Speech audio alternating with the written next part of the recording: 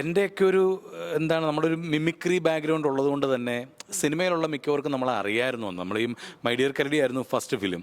അതിനകത്തോട് തന്നെ അറിയാം മണിച്ചേട്ടൻ്റെ ഡ്യൂപ്പായിട്ട് കരടിയുടെ ഡ്യൂപ്പായിട്ടാണ് ഞാൻ വന്നത്.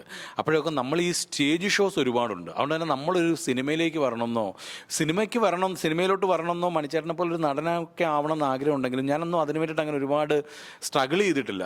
ഡയറക്ടേഴ്സിനെ പോയി കാണുക, റൈറ്റേഴ്സിനെ പോയി കാണുക, അങ്ങനെയുള്ള കാര്യങ്ങളൊന്നും അന്ന് ചെയ്തിട്ടില്ല. കാരണം അങ്ങനെയുള്ള ചിന്തിക്കാനുള്ളൊരു കഴിവൊന്നും അന്ന് ഇല്ലായിരുന്നത് കൊണ്ടാണ്.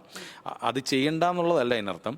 പക്ഷേ ദൈവാനുഗ്രഹത്താൽ നമ്മൾ മിമിക്രി ആയതുകൊണ്ട് തന്നെ ഒരു സിനിമ കഴിയുമ്പം അത് അവിടെ നിന്ന് ഉണ്ടാകുന്ന കുറച്ച് കണക്ഷൻസ് ഉണ്ടാവും. അസിസ്റ്റൻറ്റ് ഡയറക്ടർ, അസോസിയേറ്റ് ഡയറക്ടറൊക്കെ ആയിട്ട് നമ്മൾ മിമിക്രിക്കാരായതുകൊണ്ട് നമുക്ക് എവിടെ ചെന്നാലും ഒരു ചെയർ ഉണ്ടാവും. ഇവരെ കൂടിയിരുന്ന് നമ്മളെ ചിരിക്കുകയും നമ്മൾ തമാശകൾ പറയും. അപ്പോൾ അതുകൊണ്ട് തന്നെ അവരടുത്ത സിനിമയിലേക്ക് പോകുമ്പോൾ അവർ പറയും മറ്റേ വേഷമുണ്ട്, കൂടുതലും പോലീസായിരിക്കും, മറ്റേ വേഷം ഷാജോനെ വിളിക്കുമെന്ന് പറഞ്ഞ് നമ്മളെ വീണ്ടും വിളിക്കും. അത് നമ്മൾ വലിയ ആക്ടർ ആയതുകൊണ്ടോ ഒന്നുമല്ല, നമുക്ക് അഭിനയിക്കാൻ അറിയുമെന്നൊന്നും അവർക്ക് ഉറപ്പില്ല. പക്ഷേ നമ്മളെ ഇഷ്ടമുള്ളതുകൊണ്ട് അവർ അങ്ങനെ പറഞ്ഞ് കുറേ സിനിമകളിൽ ഇങ്ങനെ വന്നിരുന്നു. അതിൽ കൂടുതലും ദൈവാനുഗ്രഹത്താൽ നമ്മുടെ Udayakrishna, C B K Thomas അവരുടെ സിനിമകളായിരുന്നു, ദിലീപേട്ടൻ്റെ സിനിമകളായിരുന്നു. അതുകൊണ്ട് തന്നെ അവർ കണ്ടിന്യൂസ് ആയിട്ട് സിനിമകൾ ചെയ്തുകൊണ്ടിരുന്നതുകൊണ്ട് നമുക്കും കണ്ടിന്യൂസ് ആയിട്ട് ചെറിയ ചെറിയ വേഷങ്ങളുണ്ടായിരുന്നു.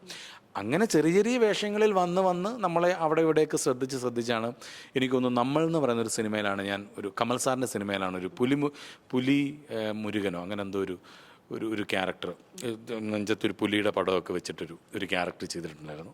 അതാണ് കുറച്ച് ശ്രദ്ധിക്കപ്പെട്ടത് ആ സിനിമയിൽ. അതുവരെ വന്നിരുന്നതൊക്കെ തീരെ ചെറിയ വേഷങ്ങളും ഒക്കെ ആയിരുന്നു. പക്ഷെ അതാണ് കുറച്ച് നോട്ടബിൾ ആയിട്ടുള്ളത്. പിന്നെ അവിടെ നിന്ന് ദൈവം അനുഗ്രഹിച്ച് കുറേ നല്ല വേഷങ്ങളെ കിട്ടി. അതുകൊണ്ട് തന്നെ കുട്ടി പറഞ്ഞ പോലെ നമ്മൾ ഒരാളെ ഇങ്ങനെ അന്വേഷിച്ച് അങ്ങനെ ഒരു വേഷം ഇതുവരെ അങ്ങനെ ചെയ്തിട്ടില്ല. നമുക്ക് ദൈവാനുഗ്രഹത്താൽ ഒന്ന് കഴിയുമ്പം നമുക്ക് അതെ നമ്മൾ അവരൊക്കെ പറഞ്ഞുള്ള അറിവും ഒക്കെ ആയിട്ട് നമുക്ക് വേഷങ്ങൾ വരുന്നുണ്ട് ദൈവാനുഗ്രഹിച്ച്. അങ്ങനെയായിരുന്നു എൻ്റെ ഒരു കാര്യം പറയുകയാണെന്നുണ്ടെങ്കിൽ.